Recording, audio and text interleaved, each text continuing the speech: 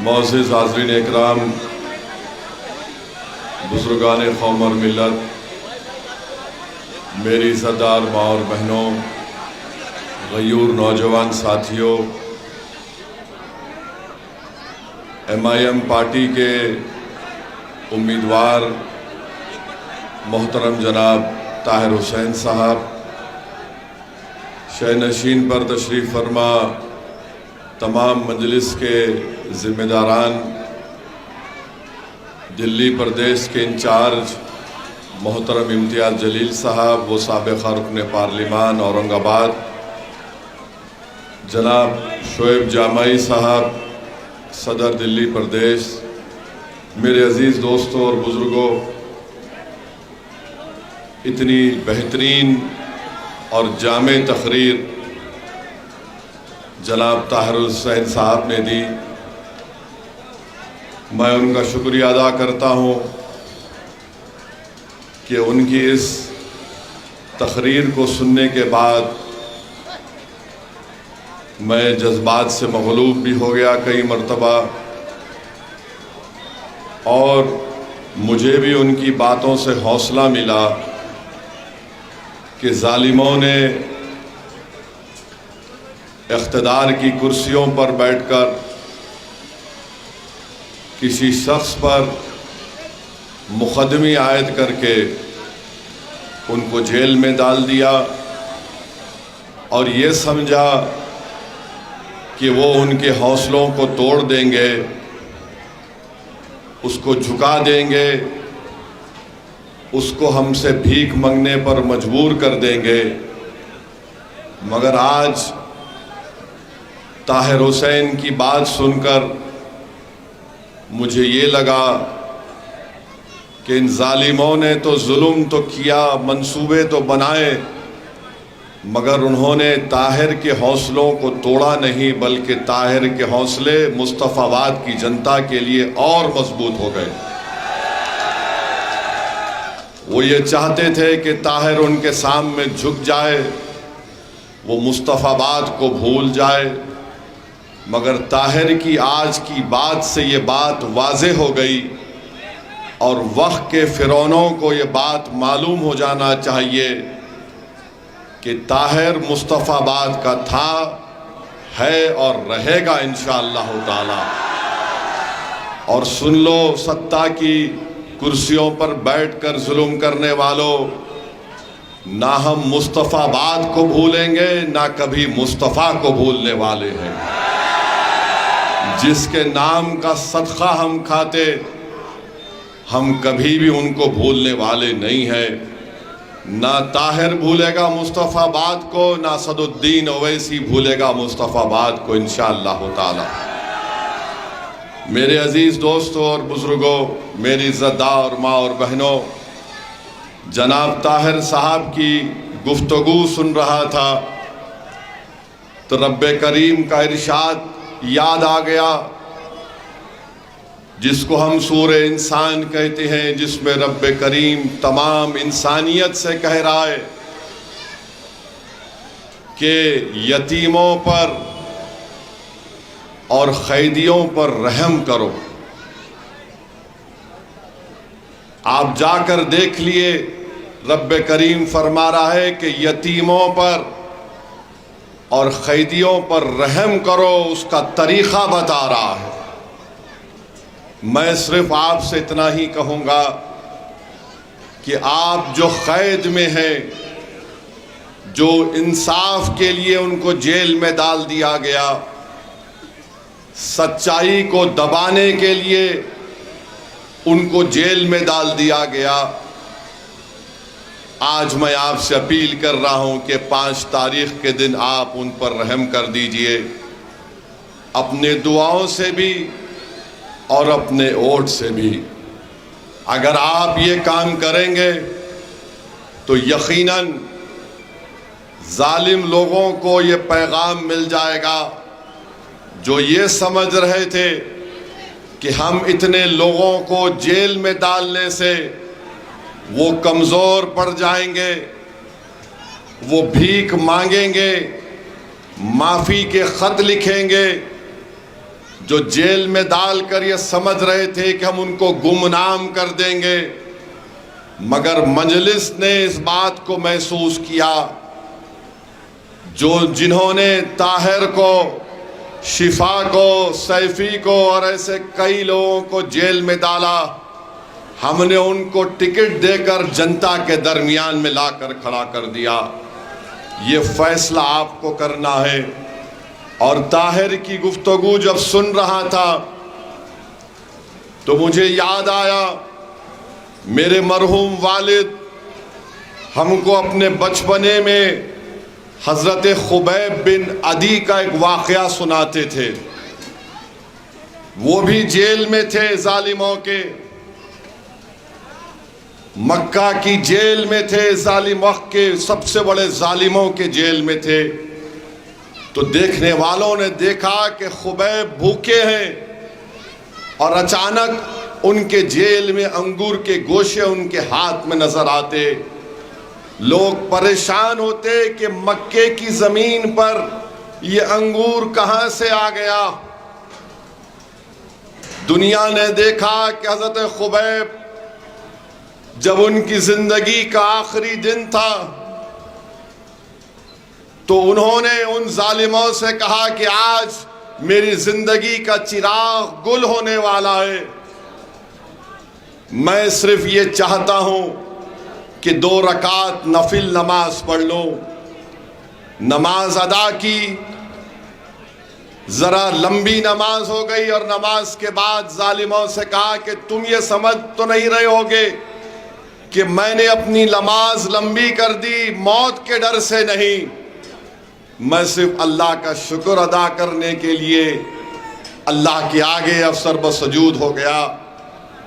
और जो लोग किसी को भी सत्ता में रहकर किसी हिंदू को, मुसलमान को, सिख को, दलित को जेल में डालते हैं, मेरा मानना यह है कि जो जेल में मजलूम होता है, अगर वो हाथ उठाकर अल्लाह से दुआ कर दे कि या अल्लाह जिन जालिमों ने मुझे जेल में डाला तो उनका हिसाब कर ले, तो अल्लाह उनकी दुआ को कबूल करता है।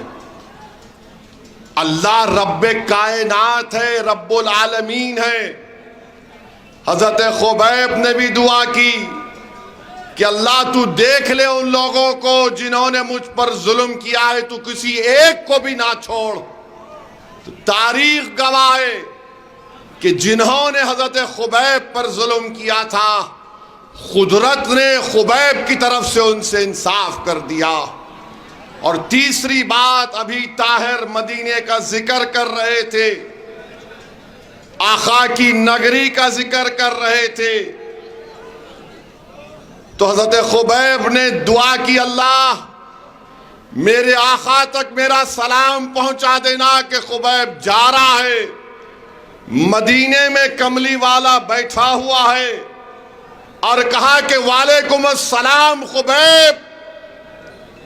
वो अपनी जिंदगी के आखिरी लम्हे में है और कहते हैं कि आका मेरा, अल्लाह मेरा पैगाम मोहम्मद सल्लल्लाहु अलैहि वसल्लम को पहुंचा देना, मेरा सलाम मुस्तफ़ा को पहुंचा देना। तो मुस्तफ़ा मदीने में बैठकर फरमा रहे वालेकुम सलाम खुबैब।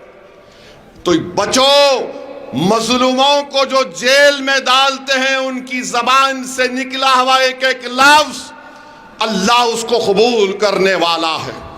और मुझे पूरा यकीन है कि जो गैर जरूरी जिनको जेल में डालकर सड़ाया जा रहा है, इंसाफ जरूर करेगी भारत की अदालत, मगर वो इंसाफ और रब्बे करीम के इंसाफ के लिए भी तुम तैयार रहना।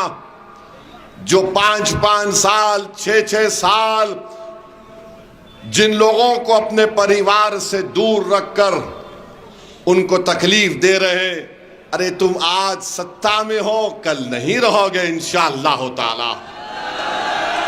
तुम आज बड़े बड़े महलों में जिंदगी गुजार रहे हो, यही दिल्ली है, यहां पर बहुत बड़े खंडेर नजर आते हैं।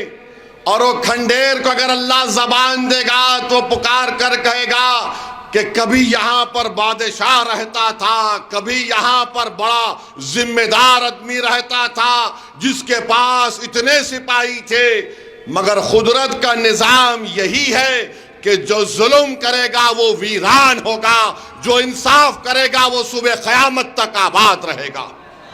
तो मेरे अजीज दोस्तों और बुजुर्गों, नौजवानों, इन जालिमों की बातों की फिक्र मत करो जो कह रहे हैं कि नहीं नहीं मुस्तफाबाद से ताहिर नहीं जीत सकता।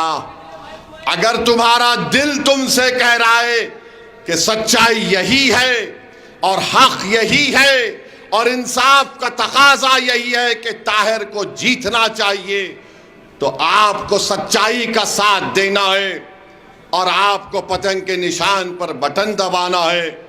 अगर आप जालिम को शिकस्त देना चाहते हैं तो अपने वोट से दीजिए, पतंग के निशान पर बटन दबाइए। अगर आप झूठ को हराना चाहते हैं तो पतंग के निशान पर बटन दबाइए मुस्तफाबाद और ओखला में। वरना याद रखो, ताहिर का कुछ नहीं होने वाला है। ताहिर फिर चला जाएगा। जो 5 साल जेल में रहकर आया, इंशाअल्लाह ताला जल्द से जल्द अदालत जरूर उसको रिहा करेगी या फैसला उनके हक में होगा, मुझे यकीन है। मगर एक बात याद रखो मेरे मुस्तफाबाद के गयूर नौजवानों, मुस्तफाबाद के बुजुर्गों, मुस्तफाबाद के मेरी इज्जतदार माँ और बहनों, क्या तुम्हारा ज़मीर मलामत नहीं करेगा कि जो 5 साल जेल में रह के आया, अगर हम अपनी उंगली से बटन दबाते तो हमेशा के लिए हमारा ताहिर रिहा हो जाता। ये आपको फैसला करना है।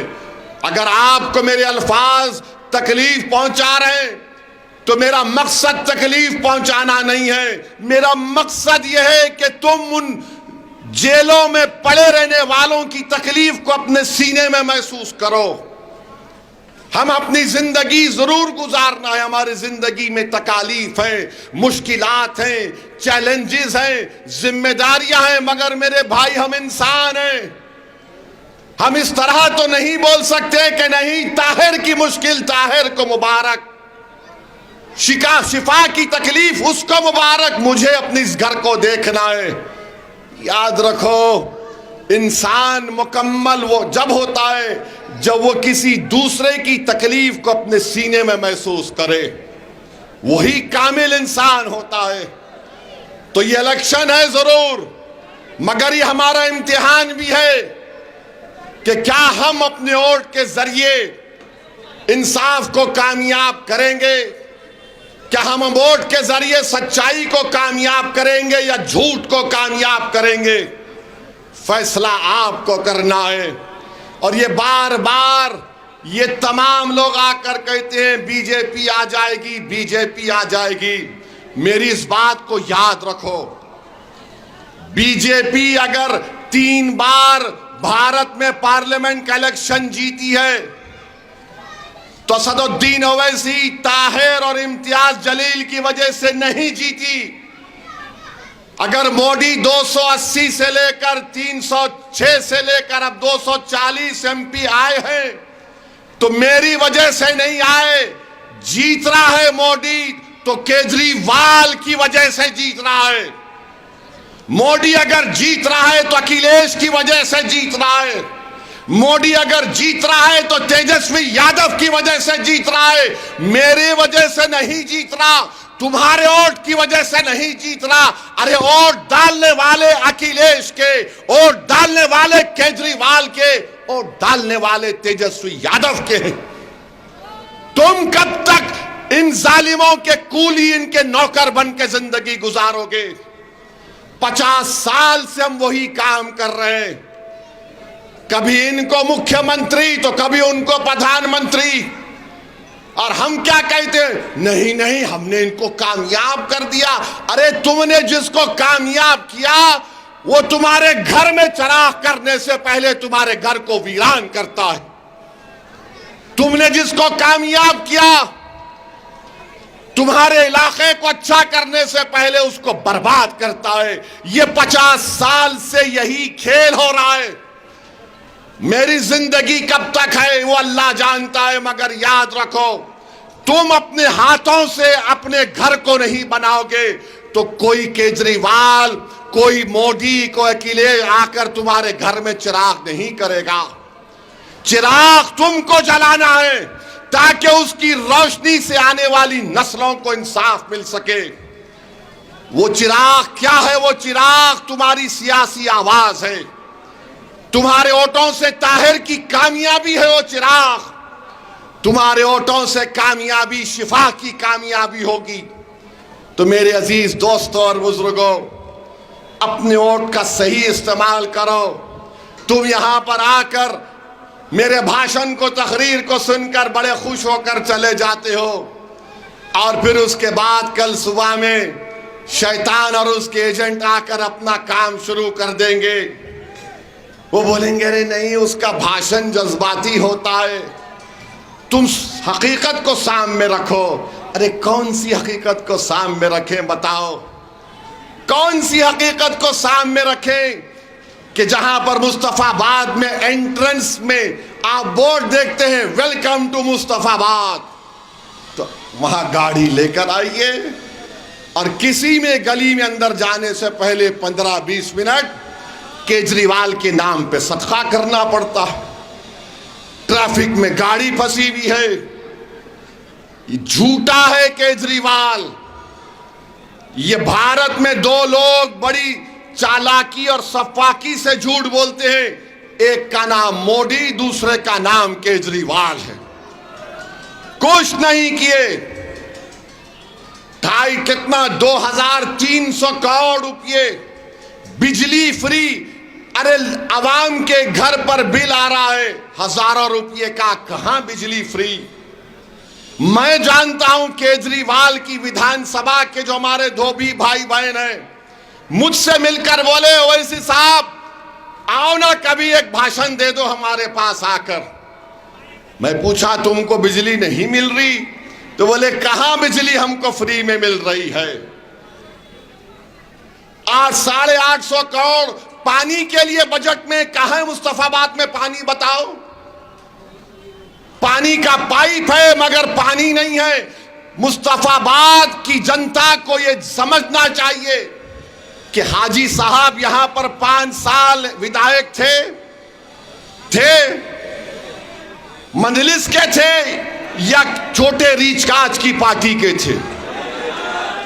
किसकी पार्टी के थे? मुख्यमंत्री ताहिर था या केजरीवाल था बताओ? 10 साल से केजरीवाल क्या कर रहा है? अरे जिस पार्टी का उसका मुख्यमंत्री हो, उसने मुख्यमंत्री को बोलकर यहां पर डेवलपमेंट का काम नहीं करवाया। अब ये झाड़ू वाले बोलते हैं नहीं, अगर ताहिर जीत गया तो काम कैसे होगा? अरे जो बाहर रहकर 5 साल में काम नहीं करवाया, तो जो अंदर है खाली उसके खौफ से, उसकी मोहब्बत में काम होगा इंशाअल्लाह ताला मुस्तफाबाद में। अब ये मान चुके कि ताहिर जीतने वाला है तो अब इस तरह की प्रोपेगेंडा कर रहे। ताहिर अंदर रहकर कैसे काम कराएगा? अरे केजरीवाल 6 महीने मुख्यमंत्री बन के जेल में बैठा था, तो क्या तुम लोग घर में हाथों में मेहंदी लगाकर बैठ गए थे? बोलो, नहीं बैठे थे। मेरे भाई, आपको फैसला लेना है। हम 70 में से सिर्फ 2 विधानसभा पर अपने उम्मीदवार उतारे हैं। बहुत से मीडिया के लोग अपने एयर कंडीशन टीवी स्टूडियो में बैठकर बहुत बातें करते हैं और पप्पा को अपने खुश करने की बातें करते हैं। करो, तुम्हारे बाप को तुम खुश कर सकते, खुश करो, मगर याद रखो कोई बाप ज्यादा दिन तक इख्तिदार पर नहीं रहता। सबको जाना है, जब पप्पा चले जाएंगे तो तुम अपनी यतीमी और लाचारी के दिन देखोगे इंशाअल्लाह ताला। तुमने कितनों को टीवी की स्टूडियो में बैठकर जिंदगियां तुमने बर्बाद कर दी। इंशाअल्लाह ताला रब्बे करीम इंसाफ करेगा। इनको टिकट क्यों दिए? 2 को क्यों लड़ा रही है? 3 को क्यों लड़ा रही है? अरे 2 को क्यों लड़ा रहे हैं? मेरी मर्जी, तुमको पसंद नहीं है दवा खाओ। नहीं, इनको क्यों दिए? मेरी मर्जी। तुमको पसंद नहीं है, तुम अपने बाप की फोटो देख के खुश हो जाओ। नहीं, इनको क्यों दिए? इनको कोई नहीं मिला। नहीं मिला मेरे को बोलो, क्या करेंगे तुम? नहीं मिला मुझे, क्या करोगे? नहीं, जेल में है। अरे अक्लमंदो, जो तुम्हारे पास अक्ल नाम की चीज नहीं है, जेल को कौन कौन नहीं गए? इंसाफ की सरबुलंदी के लिए जेल को जाना पड़ता है। मैं भी जेल को गया था, 40 या 45 दिन जेल में था मैं।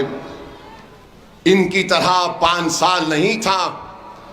मेरे भाई जो जेल को जाते हैं ना, उनको मालूम होता है तकलीफ क्या होती है। 5:30 या 6 बजे आपका दरवाजा बंद हो जाता है। रात भर उस कमरे की लाइट खुली रहती है।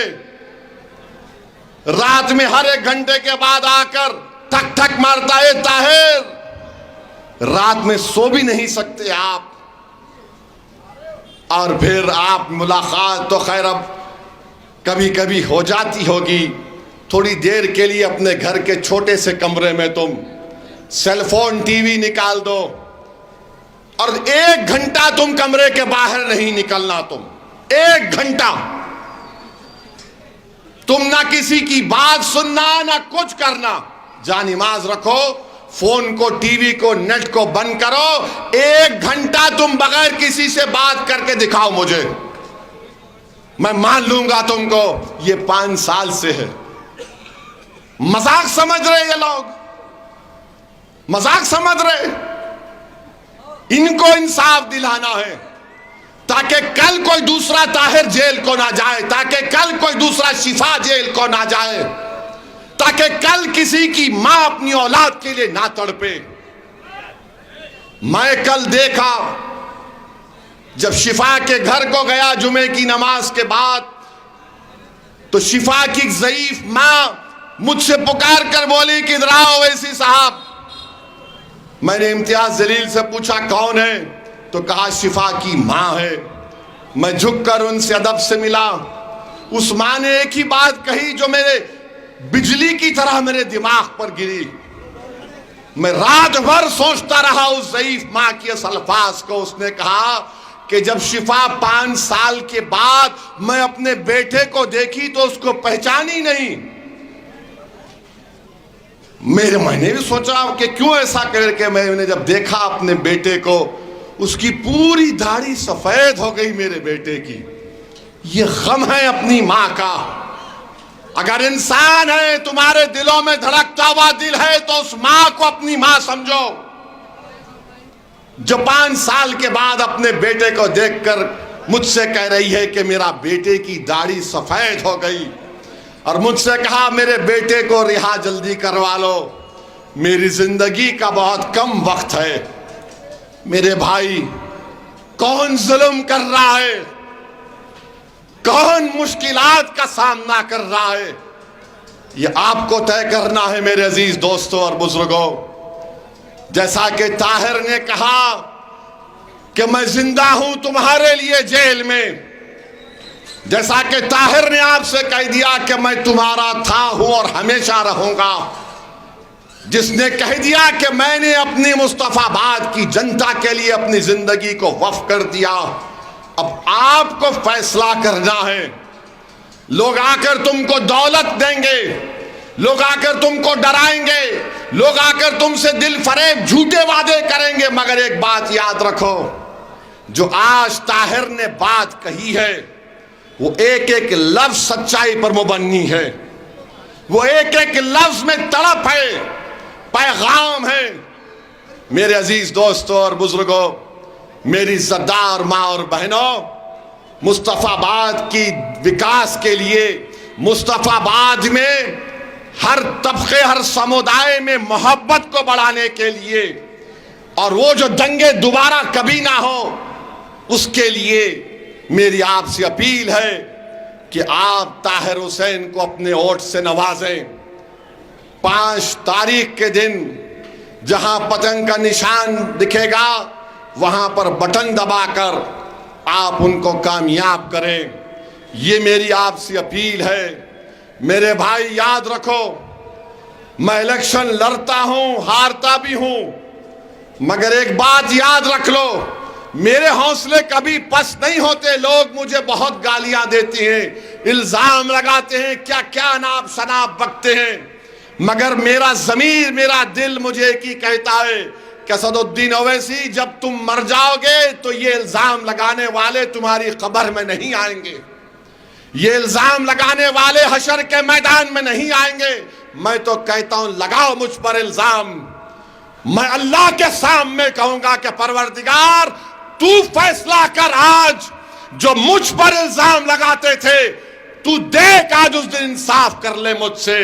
तो जो लोग इस तरह की बात कर रहे हैं तुम लगाओ, तुम्हारी सिर्फ झूठ तुम बोल सकते हो, मगर तुम्हारी झूठ, तुम्हारी ताकत, तुम्हारा दबदबा, तुम्हारा रौब, ये सब फानी है, खत्म होने वाला है। अगर कोई बाकी रहेगा तो नेकियां बाकी रहेंगी और इंसाफ होगा इंशाअल्लाह ताला। जिन्होंने जुल्म किया, चाहे वो किसी समुदाय का हो, ऊपर वाला इंसाफ करता है, इंसाफ होगा इंशाअल्लाह ताला। ताहिर की आहें, ताहिर के बीवी की आंसू, उसके बच्चों की तड़प खाली नहीं जाएगी। हजरत खुबैब ने दुआ की थी, अल्लाह तू देख इन लोगों को और तू इनसे हिसाब ले। जरूर अल्लाह हिसाब लेगा मेरे भाई। इंसाफ तो चाहे अल्लाह हम पुकारे, कोई भगवान पुकारे, कोई पुकारो, इंसाफ तो होगा, याद रखो। जिन्होंने जिनकी जिंदगी बर्बाद की, तुम तैयार हो जाओ कुदरत के इंसाफ के लिए। और मुझे यकीन है कि मुस्तफाबाद और ओखला की जनता अपने वोट से इंसाफ को कामयाब करेगी और ताहिर को और शिफा को इंशाअल्लाह यहाँ का नए एमएलए बनाकर हम एक मुंह तोड़ जवाब देंगे, इत्तेहाद के जरिए जवाब देंगे। तो मेरे भाई, आप तैयार हैं 5 तारीख के लिए? आप तैयार हैं 5 तारीख के लिए? डरेंगे तो नहीं? कहीं झूठे केजरीवाल की बात में तो नहीं आ जाएंगे? कहीं मोदी के ये दिल फरेब झूठे वादों को तो सामने नहीं रखेंगे? तो फिर क्या करेंगे 5 तारीख को? आप किसको वोट डालेंगे? आप सच्चाई का साथ देंगे? आप झूठे को हराएंगे? आप जालिम को हराएंगे? आप जेल का जवाब वोट से देंगे? जेल का जवाब वोट से देंगे? अस्सलाम वालेकुम, अल्लाह सलामत रखे आप तमाम।